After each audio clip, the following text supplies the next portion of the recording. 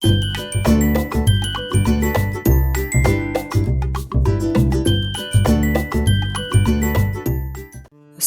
আলাইকুম। সবাই কেমন আছেন? আশা রাখছি কাছে এবং দূরে, দেশ এবং দেশের বাহিরে যে যেখান থেকে আমার আজকের ভিডিওটি দেখছেন, আল্লাহর রহমতে অনেক বেশি ভালো আছেন, সুস্থ আছেন। আমরা আলহামদুলিল্লাহ ভালো আছি। আজকে চলে আসলাম আরেকটি ভিডিও নিয়ে। আজকের ভিডিওটি হলো শীত আসছে, শীতের পিঠা, ভাপা পিঠা খাবো না এটা হয় না।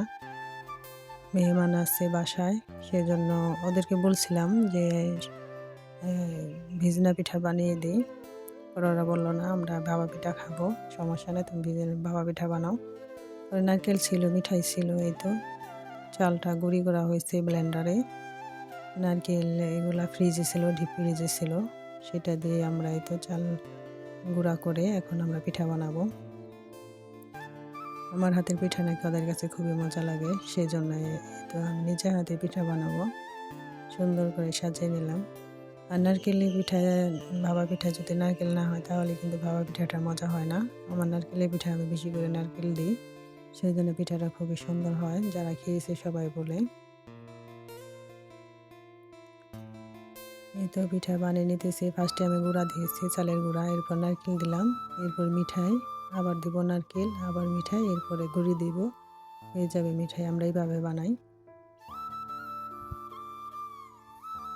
এই পর্যন্ত যারা আমার ভিডিওটি দেখতেছেন প্লিজ একটা লাইক দিয়ে দিবেন। আর যারা আজকে নতুন আমার ভিডিওটি দেখবেন, একটু হলে যদি ভালো লেগে যায় তাহলে সাবস্ক্রাইব করে আমার পাশেই থেকে যাবেন, আমাকে সাপোর্ট করবেন। আমি ইনশাল্লাহ আপনাদের পাশে আছি। আমরা আর কি পিঠা বানালে 2 ব্যাচ নারকেল আর মিঠাই দিই। আর এই শীতে তো ভাপা পিঠা, ভেজেনা পিঠা এগুলাই ভালো লাগে। আমরা শুধু শীতের সময় না, যখন মনে চায় আমরা এই নারকেলের পিঠাটা বানিয়ে খাই। ভাপা পিঠাটা সবাই পছন্দ করে, আর এটা বেশি বানাতে বেশি ঝামেলা না, সেই জন্য আমরা সবাই বানিয়ে খাই।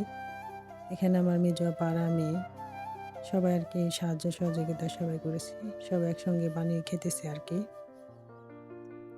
বাইগনার আছে সবাই। আর এই পিঠাটা কিন্তু গরম গরম খেতে ভীষণ মজা।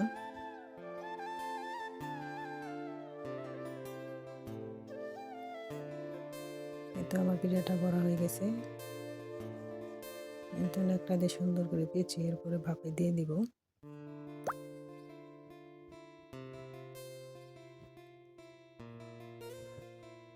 এভাবে দিলে সুন্দর হয়ে যায়।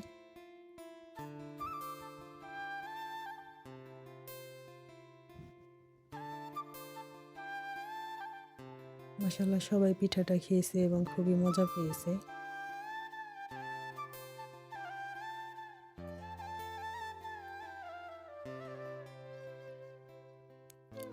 আর 2 সাইডে 2টা দিয়েছি কারণ তাড়াতাড়ি হয়ে যাবে। আর এটা সন্ধ্যার আমরা নাস্তা হিসেবে আর কি খেয়েছি এই পিঠাটা। আর ওটা একটা ছোট্ট হাঁড়ির মধ্যে ছিল, এর জন্য উপর দিয়ে পানি চলে আসছে।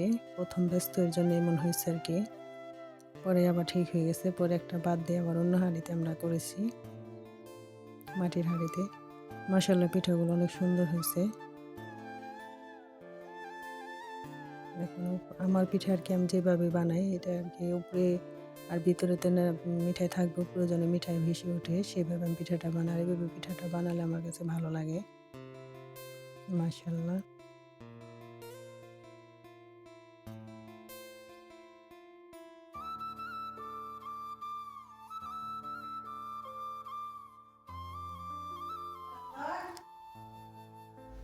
এই তো সবাই অনেক বেশি ভালো থাকবেন, সুস্থ থাকবেন, আমাদের জন্য দোয়া করবেন। আমিও আপনাদের জন্য দোয়া করি ইনশাল্লাহ। এই যে দেখেন পিঠাগুলো কত সুন্দর হয়েছে, সবগুলা পিঠার উপরে মিঠাই চলে আসছে।